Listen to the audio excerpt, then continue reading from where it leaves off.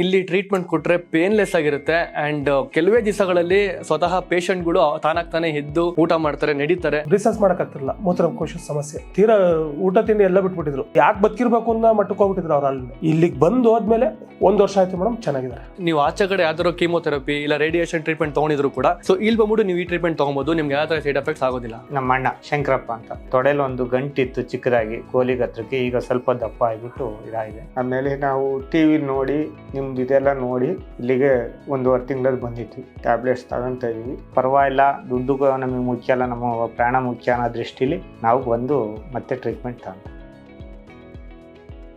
So guys, ಇವತ್ತು ನಾವು ಪುನರ್ಜನ್ ಆಯುರ್ವೇದ ಹಾಸ್ಪಿಟಲ್ಗೆ ವಿಸಿಟ್ ಆಗಿದ್ದೀವಿ. ಸೊ ಆಗಿನ ಕಾಲದಲ್ಲಿ ಯೂಸ್ ಮಾಡ್ತಿದ್ದಂತಹ ರಸಾಯನ ಆಯುರ್ವೇದ ಪದ್ಧತಿಯಲ್ಲಿ ಯೂಸ್ ಮಾಡಿ ಟ್ರೀಟ್ಮೆಂಟ್ ಕೊಡ್ತಾ ಇದ್ದಾರೆ. ಸೊ ಇಲ್ಲಿ ಕ್ಯಾನ್ಸರ್ ಪೇಷಂಟ್ ಗಳಿಗೆ ಎಲ್ಲಾ ತರ ಟ್ರೀಟ್ಮೆಂಟ್ ಕೊಡ್ತಾರೆ. First stage, second stage, final stage ಕೊಡ್ತಾರೆ. ಏನ್ ಮಾಡ್ಬೇಕು ಅನ್ನೋವಾಗ ದೇವ್ರ ದಾರಿ ಕೊಟ್ಟಿದ್ದಿಲ್ಲೇ ನಮ್ಗ. ಈ ದೇವಸ್ಥಾನ ತರ ನಮ್ಗ.